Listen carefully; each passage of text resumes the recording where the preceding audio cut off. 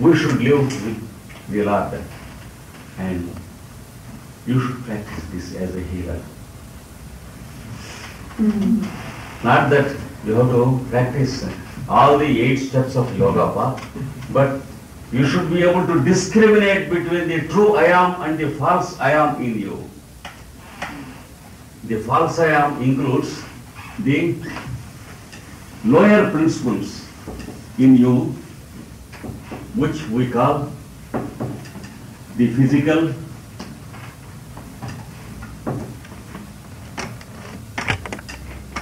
the etheric,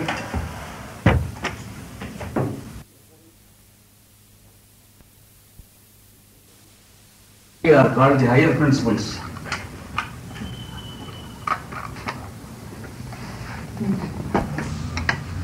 Of course, I use the terminology and language used by the Tibetan master Jwalpur for clarity, because there are many students who are going deep into the teachings of the Tibetan master Jwalpur. Therefore, for convenience sake, I use the terminology used by Tibetan master.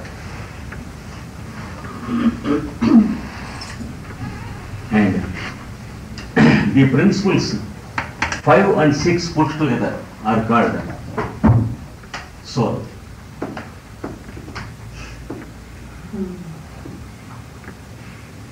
So, the real students of Tibetan master and Alice Bailey should never say, I have a soul. Should say, I am a soul, I have a body. If you say, I have a soul, it must be this one. It is under your shoe.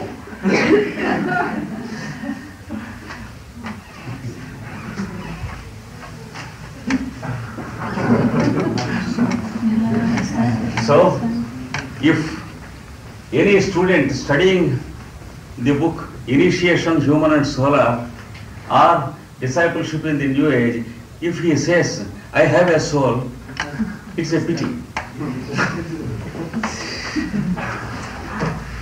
A spiritual student should say, I am a soul, I have a body, I have a mind, I have senses. All the rest lower principles come under belongings. Your belongings, what you have, this is what you are. So, from the level of what you have, you should travel to the level of what you are. And the 7th is what is called spirit. Soul and spirit put together, one unit.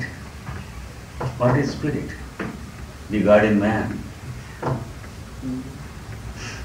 Soul is the purest I am, and spirit is the God in man. How can God exist in man? I gave you the example of the space in this hall. It never belongs to this hall because it was there before this hall was built. Similarly, before our body was created, the space in our heart was there when we are not there. We are built in space. Space is not built in us. That is called the spirit of the presence, omnipresence of the Lord in every one of us. Of course, I have a little bit deviated, but this basis is necessary for a healer. If a healer thinks that it is a psychic experiment or it is a psychology experiment, he is a thorough failure. It's neither a psychic experiment nor a psychology experiment, but it is a total submission of the healer along with the patient to the I am in him. And then the energy flows from the I am through the healer into the patient. That's the process.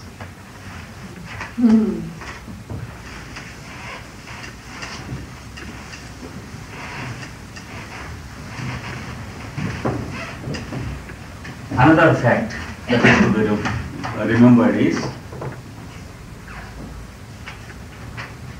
we find many healers becoming sick day by day and afterwards going into physical and mental wrecks after some time, because they lose their health, they pour their energy into the patients to heal, and they are depleted. Whenever a patient comes, when they heal, they come into their own room and they are fatigued and too much debilitated. Sometimes some fellows go into perspiration and they have to take rest and then come out. Because their energy is flowing into the patients to heal. So they can heal at best 2 or 3 patients a day. When they go sick, this is the one thing from which the healer is to protect himself. Remember that it is not the energy in you that is healing the patients. It is too much to believe. It is an auto-suggestion that makes you weak. Because you are sincerely believing that you are pouring your help into him or your healing mechanism into the patient, you are becoming weak. Not because healing requires it, but because you are having a wrong auto-suggestion, you are becoming weak. Remember that healing occurs through you, not by you. So when you are a healer, healing mechanism comes directly from the solar energy, through the solar energy, from the solar logos, who is called this personality of our solar system, from a higher source which is called the spiritual sun, who is called in the scriptures the space in sun. Because even the sun is not the sun globe, it is only a garb. The sun globe is only a garment of the sun, whereas the true sun is the space in the sun globe.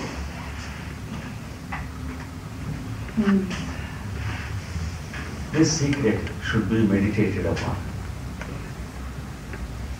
The actual sun, where does he exist? He exists as the space in the sun globe. That's why when we meditate upon Gayatri and other high spiritual mantras, we are expected to meditate upon the indweller of the sun, not the sun. So, from the indweller, through the sun's rays, it comes and enters into your heart, and through your eyes, or through your words, or through your hands, it flows into the patient. Now you begin to heal. You are not going weak. You are becoming strong day by day. You can heal 100 or 150 patients a day. And you are as fresh as you were in the morning. So don't ignore this fact. Never believe that healing is done by you. It is done through you. If I say electric current is flowing from this wire, it's not correct. It is flowing through this wire. The source is different. And you be conscious of this fact. And you are safe as a healer. Because healing is a holy process. It should improve your health. You should never get depleted if your process were to be correct. A noble deed, a good work never leaves you weak. That's against the law of nature. Nature must be a fool and God must be a fool if that were to be true. If after healing you are weak, that means something wrong with your procedure and not in the nature. It's not in the nature of things. Nature is essentially progressive. And whenever you attempt a good deed, you are stronger automatically. There is no doubt about it, and there is no exception to this rule.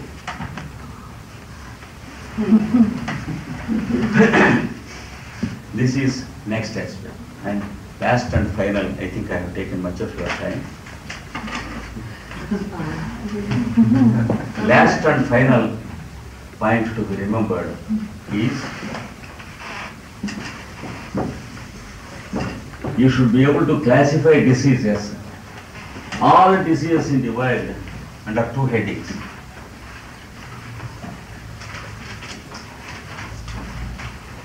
One is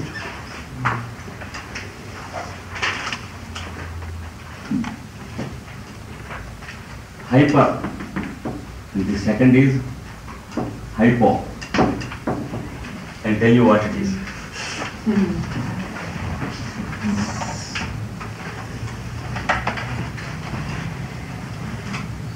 If there is the physical body,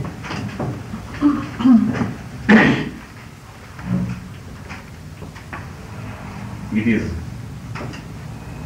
filled with the vital force we have seen according to homeopathic theory and the spiritualism theory.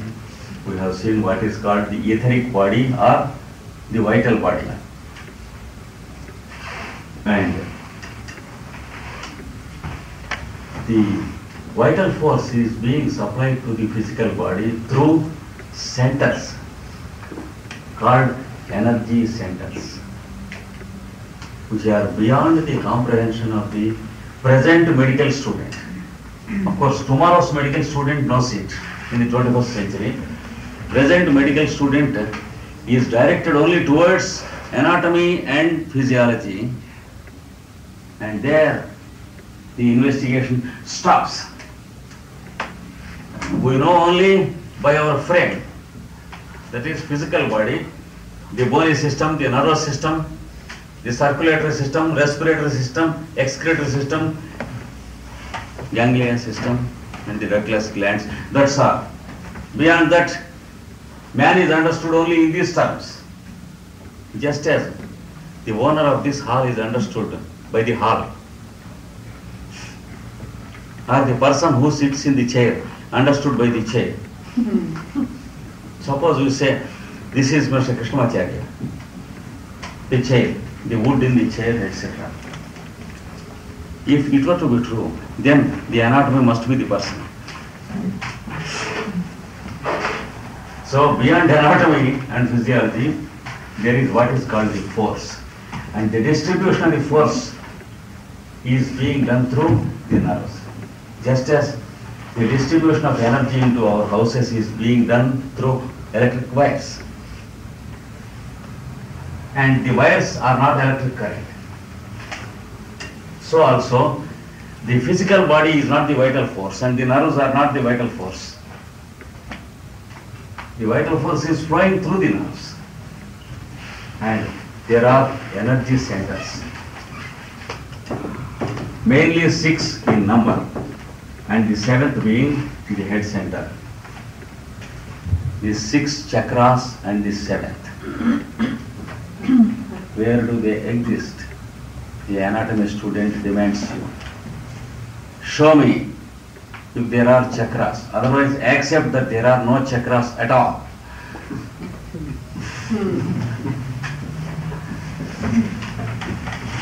What do you mean by chakras? The most modern student of American university asks you, what do you mean? He says, chakras, what do you mean? You should show. Take a radiography, no chakras. Or take a corpse and cut a longitude section of the vertebral column. No chakras at all, not even a half chakra.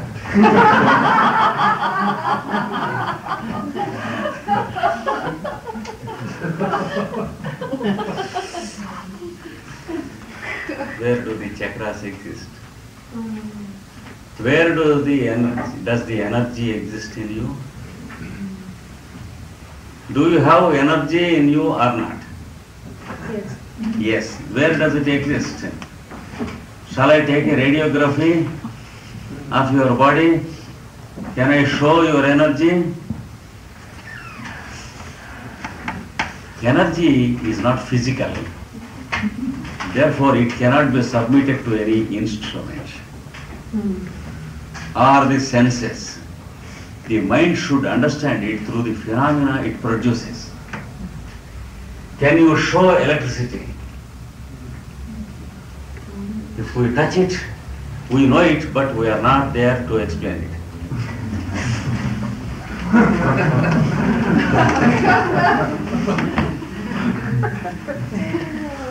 But we know that the electricity exists. How do you prove? This is the proof. That is the proof. There are 1,001 proofs that electricity exists, but electricity cannot be seen or shown or touched. It can only be felt from a distance. It cannot be felt by touching, because the fellow who felt goes into it. If you want to live, you should have water through a glass, but don't jump into a river. The river drinks you. You have to drink water. The river should not drink you. So, electricity, you should tackle it. It should not tackle you. Don't touch it. So, electricity exists. So, energy exists. And electromagnetic phenomena exist. And the lines of force on the poles of the magnet exist. Where do they exist? Take a radiography of the magnet. So do the chakras exist. The real student of chakras, who is a practical student, not a speculative student, but an operative student. If a mason were to build a house, he should be an operative mason also. A speculative mason can never build anything except his own thoughts and speculations. He uses his mental set square and virtuous plumb and spirit level, but when he sees an American sees an Indian talks to American, they remember that they are different. So the spirit level is only mental, not operative. Unless we maintain the same spirit with each other, we are not operative masons. We may call ourselves Freemasons and boast of all those things. We should be operative also, not speculative.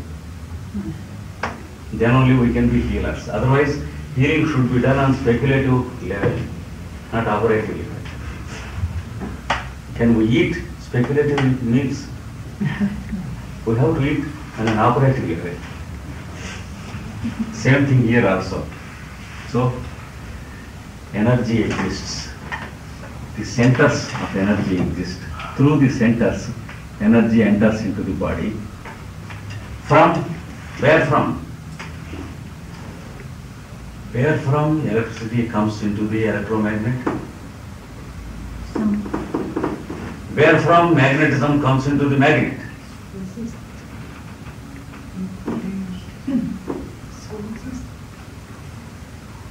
Correct, please.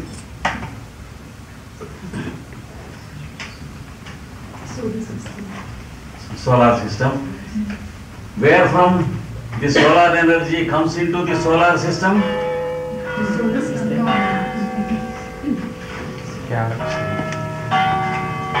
Galaxies.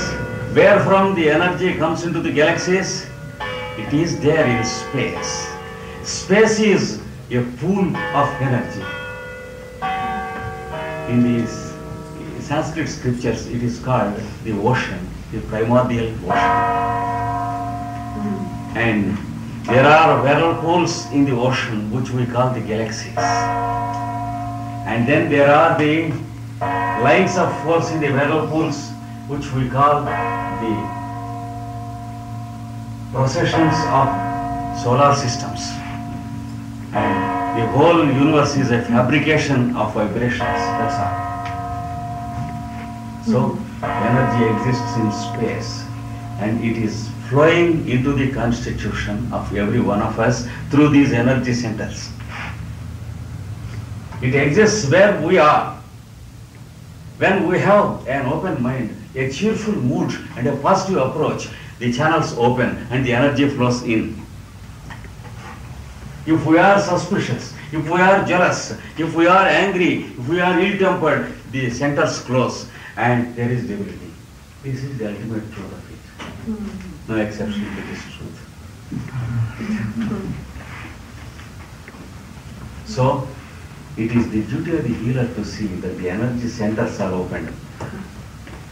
And for certain reasons, the centers are closed because more than 1,000 times in the day, we have fear, we have suspicion, we have jealousy, we have great hurry.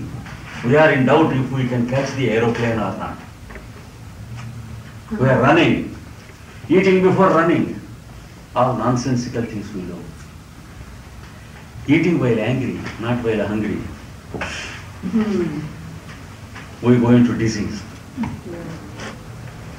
And disease is a wrong distribution of the invisible energies through the visible body. That is what Master Jwalpur defines. There cannot be a better definition of disease, at least for the present, for 2 or 3 centuries to come. This is the definition of disease. And the healer is expected to be conversant of these invisible levels. And he should be able to rectify the inhibition. And when the energy centers are strained, ruptured, or sometimes half closed, or paralyzed, wide open, there are 2 types of diseases. One is too much of energy flowing into the constitution, creating diseases. The fellow becomes oversensitive, irritable, nervous. There are outbursts of impulses, impulsive nature. What happens when the electric connections are wrongly made? There are sparks. There is flame. There is explosion. There is fire, like that. Between 2 people we find fighting, say fool, idiots, nonsense, like that. I'll kill you, I'll kick you. If it is individuals, we call it fight. If it is on a large scale, we call it war and that. So, some diseases occur because of hyperactivity of the energy centers, allowing energy to flow too much into the constitution. For example, high temperatures, sclerosis, nervousness, neurosis, neuralgias, all these belong to the first group. The second group is the centers are closed, the apertures are dirty. You should lubricate the car once again. The constitution is debilitated because there is no constant supply of energy. The fellow goes weak. He goes into palpitations, sweats, debilitation, short breath, dyspnea, etc.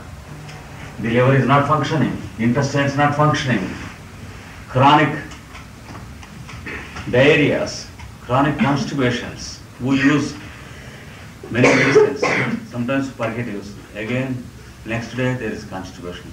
Daily the fellow takes purgative and goes into disease. Because he is tackling the disease wrongly on the physical plane when the disease exists on the vital plane. So, this is the second group of diseases. You should know more about this by following the system in a systematic way. Of course, one lecture is not enough. I am just showing you how to approach. And you should apply 2 different methods with your hands to the 2 different fellows.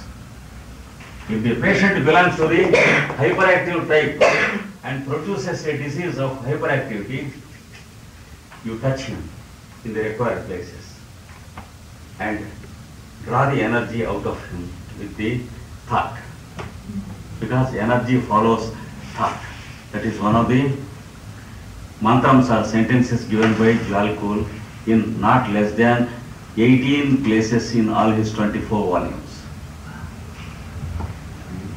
Energy follows thought. It is a scientific truth which can be understood by objective scientists sometime in the 21st century. So, you produce a thought and draw the extra energy from the parts of the body. Suppose the fellow is having hemicrania, migraines, headaches, pulsating type of headache, blood rushing to the head. Then you touch the head, ask the fellow to close his eyes, and you find out the required nerve and muscle and touch it and draw the energy from the head. Within 4 or 5 minutes the fellow is okay. But if the fellow belongs to the second type, if you apply it, he will die. You have to apply the other process. Don't touch him. You produce your fingers just near the concerned part of his body and induce energy through you into his constitution. Make a free supply of energy and see that his centers are opened. Then he is healed. So this is a touch for conduction and this is no touch for induction. The process of conduction and the process of induction. Try to understand the patient and classify and apply the method accordingly. Don't apply wrongly, much harm is done. This in short is the scope of this subject. Of course I have not gone into this subject, it's not possible. And above all, there is one principle, without which all the process becomes utterly false, including medicine. That is what is called compassion, universal love and real love in its true sense. That is God's presence in you invoked. Unless you have it, unless you have a willingness to share it, all these things is only child's play and a false, an utopia, a fairy tale. That's all. So this is what I want to convey to you today. Thank you all once again. And we go into the invocation before we close the teaching.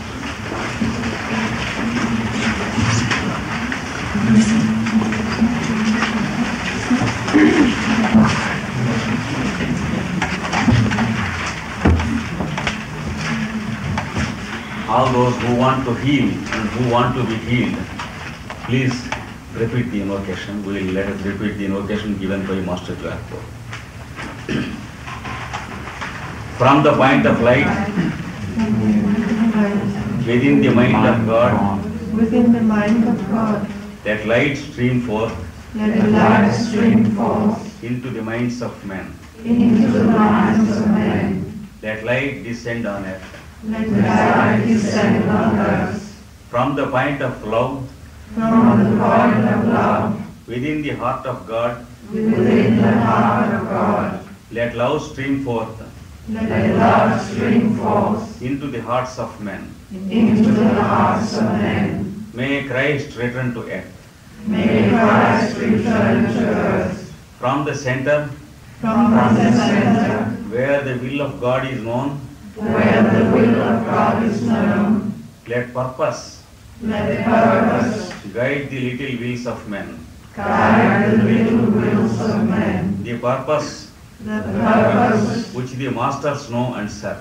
which the masters know and serve. From the center, From the center, which we call the race of men, which we call the race of men, let the plan of love and light let the plan of love and light work out, work out, and may it seal the door and may it seal the door where evil dwells. where evil dwells. From the avatar of synthesis, From the avatar of synthesis, who is to come, who is to come, let his energy pour down let his energy pour down in all kingdoms. in all kingdoms. May he lift up the earth May he lift up the earth to the kings of beauty. to the kings of beauty. Let light and love and power With light and love and power. Restore the plan on earth. Restore the plan on earth. I take 5 minutes of your time to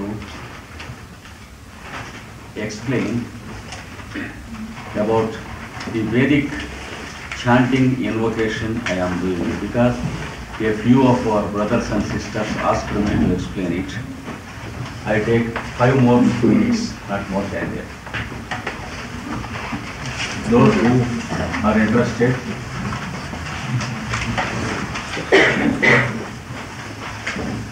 you can pay little attention and try to understand. The first sentence I utter is Shanno Mitraha. The Lord Mitra is called the god of measures. Mitra means measures. Let him bring peace to me. That is the meaning of the first sentence. Of course, it is there in English. We will send you. You can have multiplication of the copies, and afterwards you can take it. We will send it in Geneva. They are there. From Geneva Center to our center, we will be sending them, and you can multiply the copies. Just you can listen to it together. The first sentence, Shanno Mitraha, means let the God of all measures who works through us, because we live by measuring time, space, etc. So, let him bring peace to us. The second is Sam Varuna, the God, the same God in the capacity of Varuna. That means the Lord of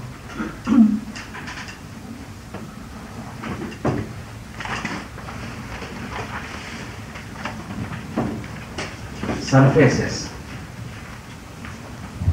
He creates in space a surface to the solar systems and differentiates one solar system from another. Similarly, one planet different from another, and one human being different from another. So there is a Lord who frames forms by creating a surface to every entity. So let that Lord bring peace to me. And the third is called Aryama. Shanno Bhavat Aryama. Aryama means the Lord of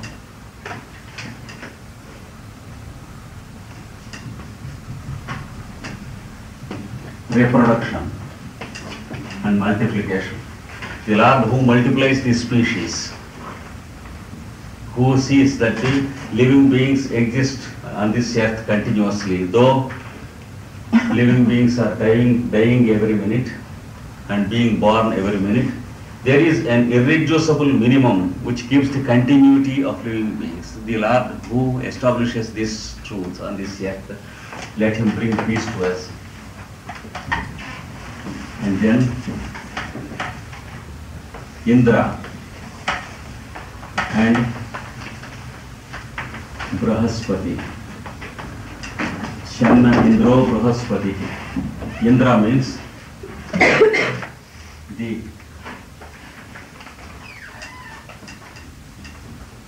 Lord of speech.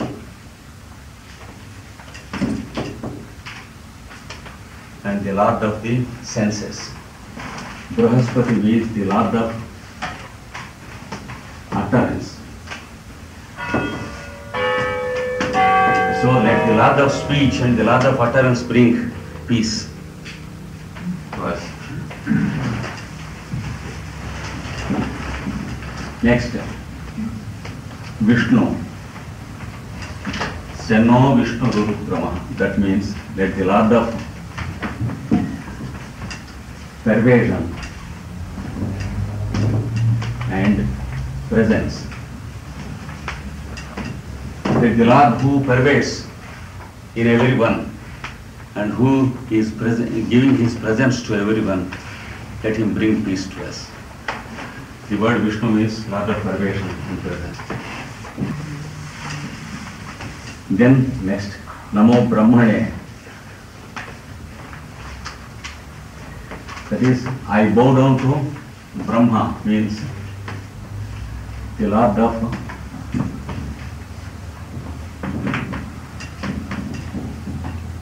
self-expansion. He is expanding in the form of individuals, their minds, their thoughts. So let the Lord of expansion, who is the creator, bring peace to us. I bow down to Brahma, the Lord. Namaste Vayu. Next is Vayu. That is the Lord of pulsation. Called Prana, who brings respiration by creating air in space and lungs in us. That is the meaning of it. So, Namaste Vayo. And Tvameva Pratyaksham Brahmasi. The next means addressing him, the same Lord. You are the Lord who is present in us. That's the next meaning. We know all the forms of Lord, but this form of Lord, who is in the form of our respiration and the air we breathe in, he is the real presence in us because we feel it every moment. So he says, you are the very presence in us. Tvameva pratyaksham brahma vadishyami. The next sentence. That means, I utter that you are our presence. Because if we are to utter, we have to utter you only. So, unless there is respiration, we have no utterance of the word. So, the indweller of utterance is pulsation in the form of respiration and air that is coming and going. So, he says, you are the very presence of my utterance.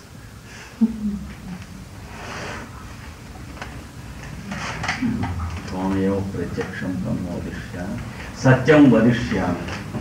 So I utter truth. Therefore I utter truth because you made me utter one truth. I am uttering you out. I am able to trace you as living in my lungs, and as the truth of my utterance I have uttered you. Therefore you see that I utter truth. Ratam vadishyami. That means that which I do not know as truth, also let it be uttered through me.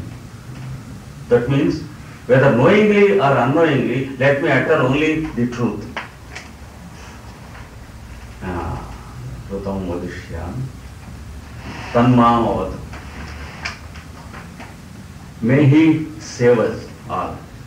Tat vaktaram. That means may he save us, the one who is teaching all these things to us. That is, this is an invocation of the Lord in the form of the teacher and the students. That's why it is said, may he save us all, may he save the person who teaches us these things. That is the teacher, one who teaches. And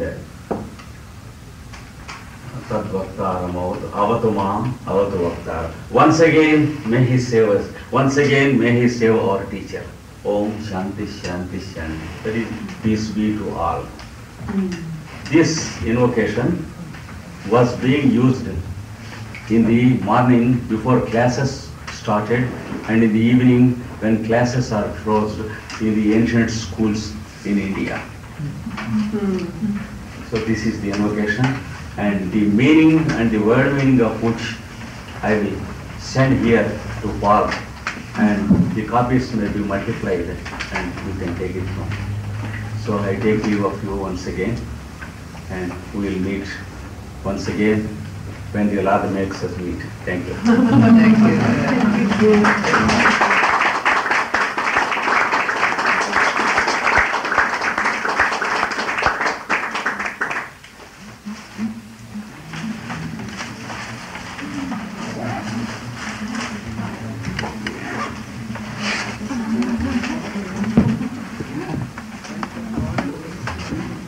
På den danske gruppes vegne vil jeg gerne sige Dr. Krishnamacharya hjertelig tak for de 3 dage, vi har haft sammen her. behalf of our whole group, we wanted to wish you thank you very much from the bottom of our hearts for these 3 days. Vi har lært uendelig meget, ikke kun i ord og meninger, men vi har også fået en strøm af energi igennem os, og der vil blive meget at tænke over i den tid, der kommer, fra alt det, vi har fået formidlet. Through words and your teaching power, we have learned so much to think about in these coming days. Jeg kan fortælle gruppen, at Dr. Krishnamacharya antagelig kommer næste år og bliver hos os i 6 dage. Vi forhandler om at leje højskolen, den internationale højskole i Helsingør, og holde et seminar for spiritual healing og målrettet imod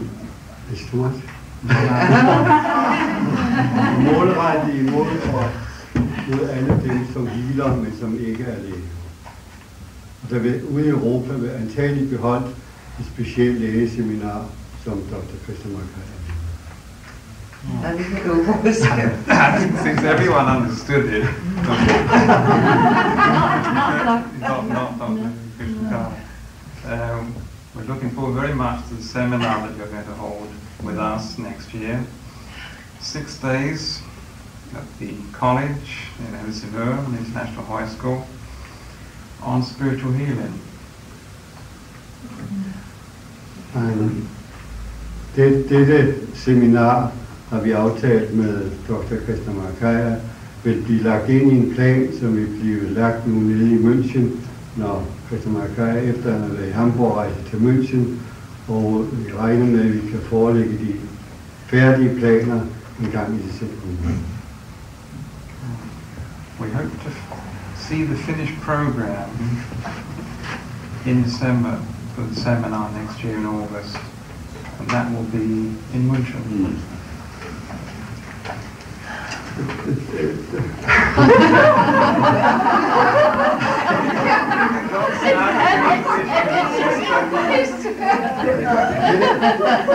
Det er en buket, som repræsenterer de danske farver, rød og hvid, og den skulle symbolisere, skal vi sige, Danmarks tak til, at de er kommet som lærer til os. Og jeg ved, at de skal rejse til Hamburg i morgen, og måske den ikke skal følge med til Hamburg, men så må de have lov til at give den til hvem de ønsker at give. Det er vores tak til dem, som symboliseres i de danske farver. These are the colours of the Danish flag, red and white, and would you please accept on behalf of all of us our deepest thanks for being here for these 3 days visit. So, I make a symbolic acceptance of these colorful things, which are in truth the hearts of the Danish land. So I take them with me to be blessed in a vase which is my heart.